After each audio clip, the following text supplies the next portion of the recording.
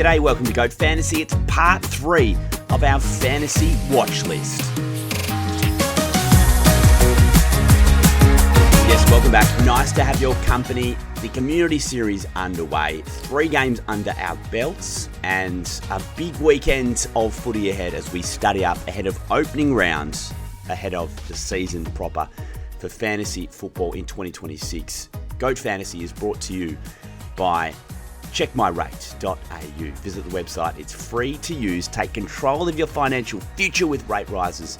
You really need to get that under control. Brandon and the team will help you out. Just mention Goat Fantasy. I'm your host, Drew Jones. Thanks for coming back to the podcast. So we've been through 35 of the top 50 players that we're watching throughout the preseason, and we're counting down this last few. So thanks for joining us. If you've started at part 1 and you've come all the way through to part 3, really appreciate it. Apologies for the slight delay this week, bit of drama on the home front.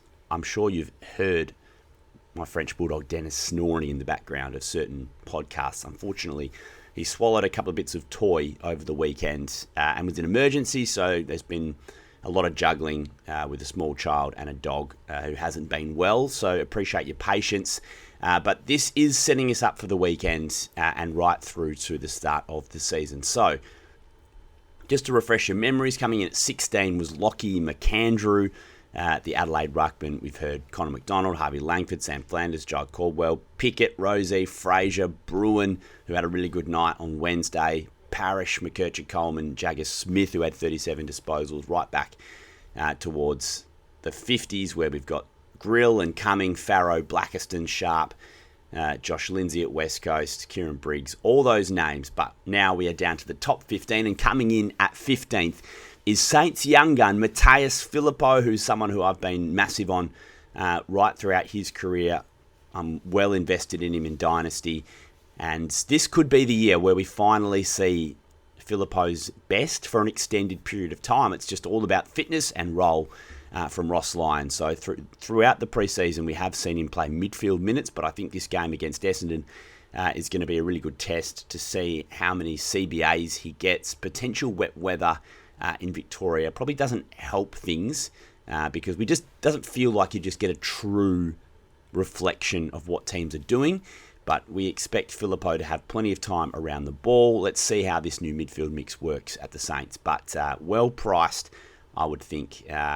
Given we get a look at him in an opening round, there's a good chance that he'll be in our teams come the start of the season. At 14, Tigers youngster Sam Lawler. So again, well priced. Again, it's a mid-price forward player, and that's why they're on the watch list, because we really need to see them and see what that role is. So midfield time is certainly on the agenda for him. The fact that Taj Houghton is out for 4 months, a massive blow for those who are invested in him in those deeper draft leagues. But again, that opens up more midfield clock potentially for someone, and perhaps it benefits someone a bit further down the pecking order, whether that's a Tyler Sonsie or a Cumming or someone else like that. But Lawler looks certain to get some decent midfield minutes, mixed with forward time as he continues to build that tank. But I think at his price, someone we should be considering. Perhaps he ends up being someone that we jump on once we see the role is real, but a very exciting prospect this season, priced at about 50.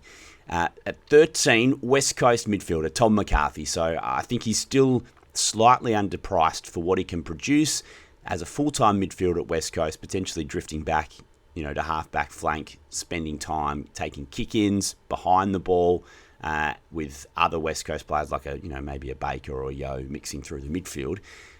Feels like it's going to be a pretty fantasy-friendly role. The big question is, are West Coast going to be much better? Is that going to help their fantasy scoring, or is it capped under Andrew McQualter and that Richmond style from the premiership years? So that's the big question for McCarthy, is how big can the ceiling be? But around that price, with no early buy, and given that we've sort of lost Nick Newman as an option due to the suspension and the hamstring, he's starting to look like a relatively safe pick who could put some decent scores on the board for us. So at 13, I've got Tom McCarthy from West Coast. At 12, we've got Harry Sheezel, and he probably doesn't even need to be on this list, but of course he's on our watch list, and we want to know exactly what that role looks like for North Melbourne. best case scenario for everyone going forward would be that he plays 30% as a forward and then comes through the midfield, so we get him again in the forward line next year. But from a scoring perspective, it just looks like he's going to shoot the lights out. Again, I guess the big question for you is, do you feel like he's worth paying up for? Could you go a Petrarca and maybe a Cozzy Pickett at F1 and 2 and bank on Sheasel dropping points, dropping cash? Would be a risky way to play with so many people having him in their side. So to pick Shees or to leave him off, that's been such a big question for us, given the price right the way through the season. So someone who's been vocal about this on Twitter is one of our favourites in fantasy footy. It's Vams. Hey guys, Vams here. Just a quick spiel on why I think you should start Harry Sheasel this year. I think this year more than most, where we're really finding it tricky to find forwards that we feel super comfortable with. So Harry Sheasel is a fairly safe selection given the fact he's got no buy, he's got very high ownership, he's got a really high ceiling. And I think the other thing is that he actually might present a little bit of value this year. I think the new rules of, if they do what they're intending to do, which is to increase that transition, dominance in terms of fantasy scoring, he might be someone that really does benefit from that. So I think it's probably too risky to fade him. And so given all of that, my suggestion is just start him and lock him away. Number 11, West Coast's Harley Reid. Now, maybe there's a little bit of bias here because I'm a West Coast fan and I'm a massive Harley Reid believer. I've been saying for a while that I think this is his breakout year, and I'm not alone in saying that.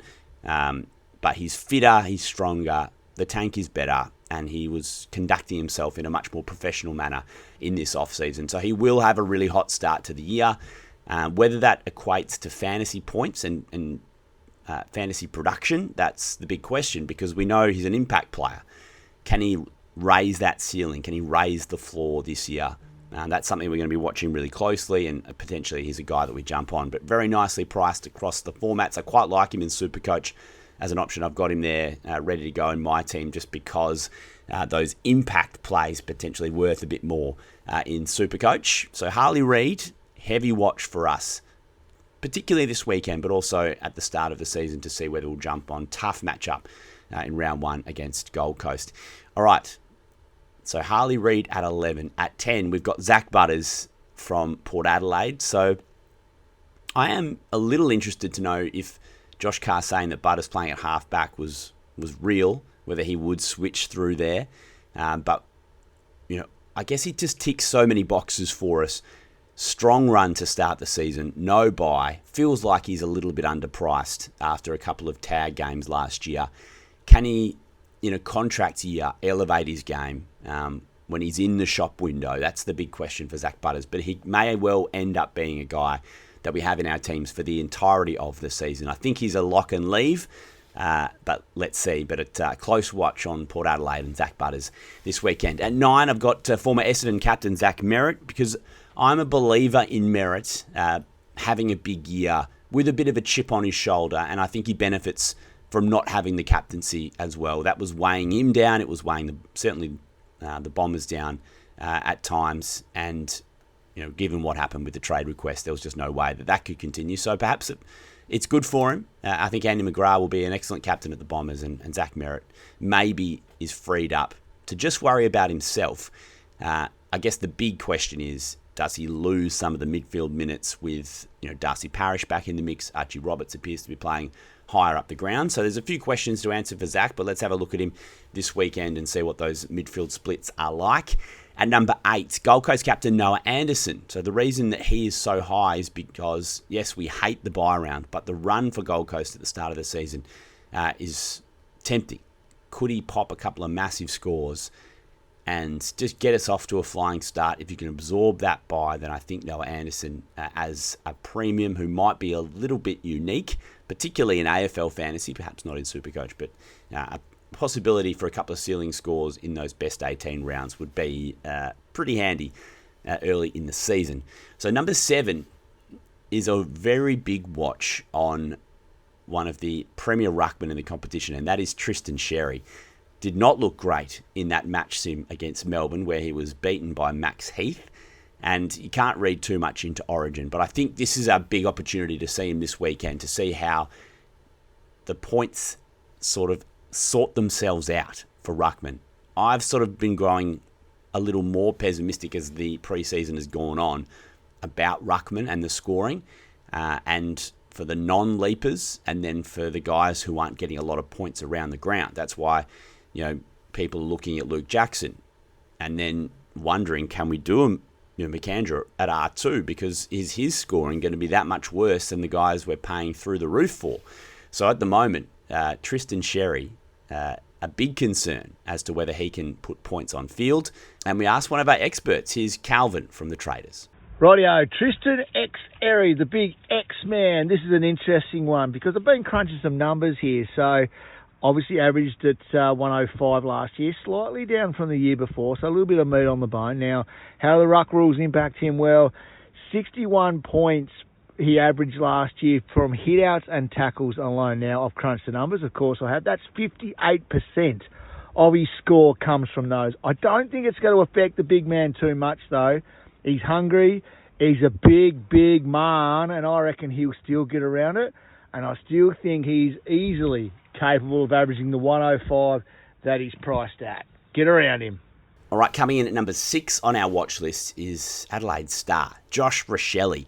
Can we trust this pre-season hype? Can we trust the midfield role? Do we want to invest in another mid-price forward? These are all very valid questions. So let's have a look at him in the Crows practice game this weekend against Fremantle. Let's see what kind of role he plays. Injury depleted Crows to start the season. Does that help? Does that hinder? I think this weekend's going to answer a lot of questions. So a very close watch on Josh Rochelle. At 5, we've got the unicorn, Luke Jackson at Fremantle. So a lot here in terms of his role depends on the fitness of Sean Darcy. But I think regardless of whether Darcy is in the team or not, we're going to see Jackson play a bit of ruck, bit of midfield time, and perhaps a little bit forward.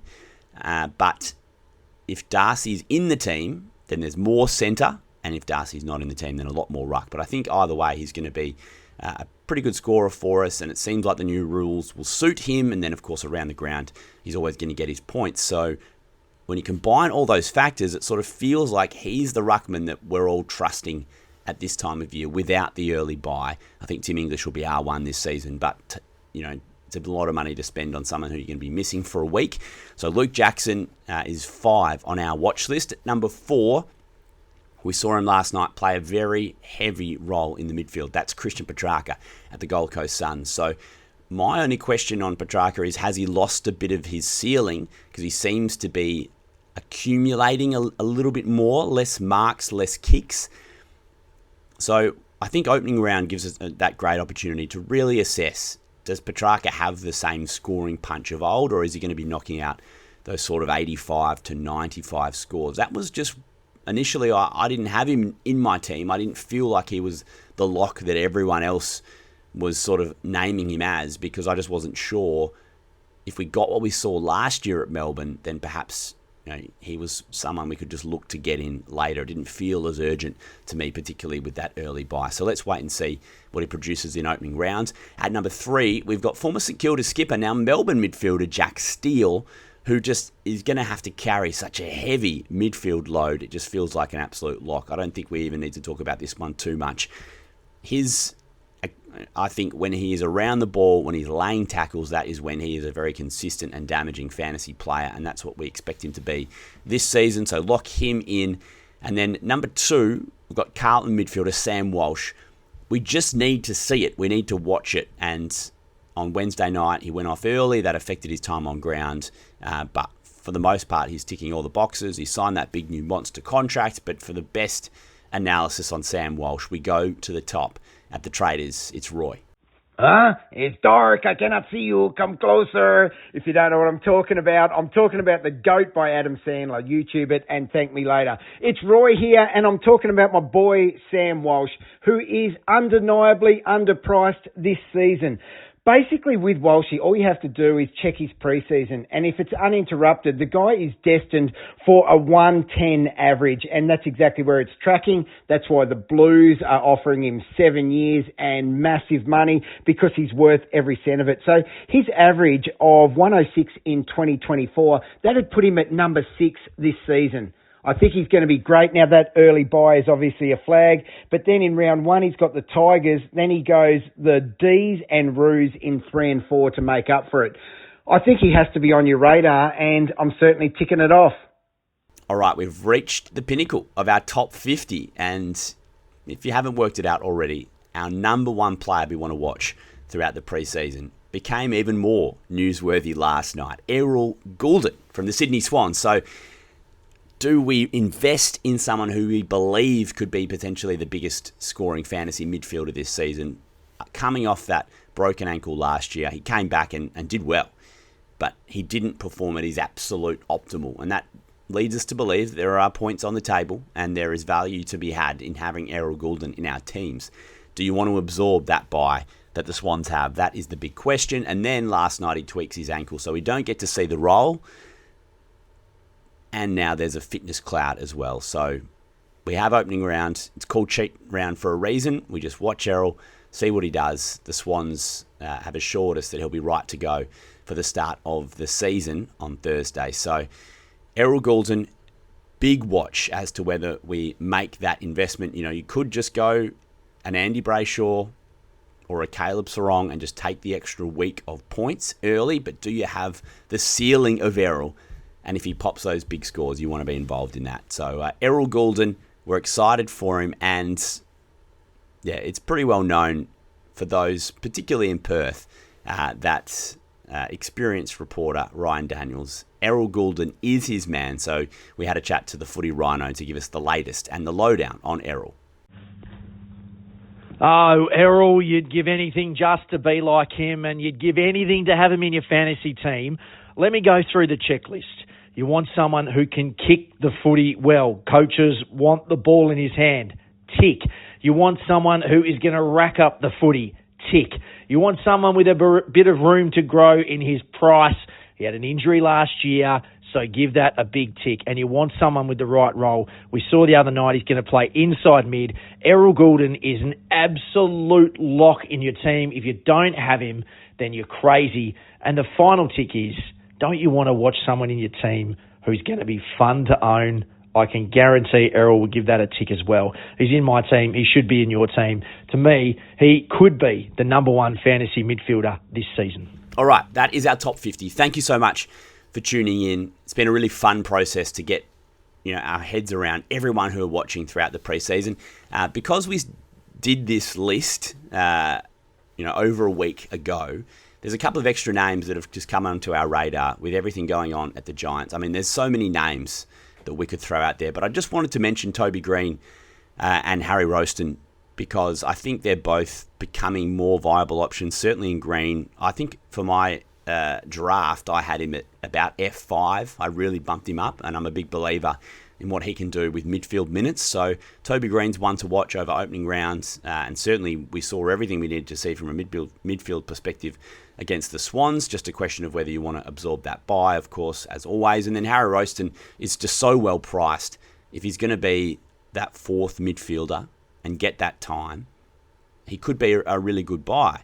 But we still need to see Finn Callahan come back into the team. He probably slips to the fifth midfielder with Finn back. So let's have a watch of Harry Rowston in that opening round to see how he goes. But there's a lot of names for you. Thank you for tuning in and being a part of things at Goat Fantasy. I think probably from next week, we're sort of going to switch into in-season mode, which is going to be the shorter podcasts, news updates, and then we'll get onto our Friday previews with Warnie from the Traders, as we do every week. So, yeah, we're starting to really ramp up. It's a very exciting time of year. Thank you for all your support through the preseason to this point, and then we'll get back to business as usual as the games get underway. Have a great day. We'll chat soon.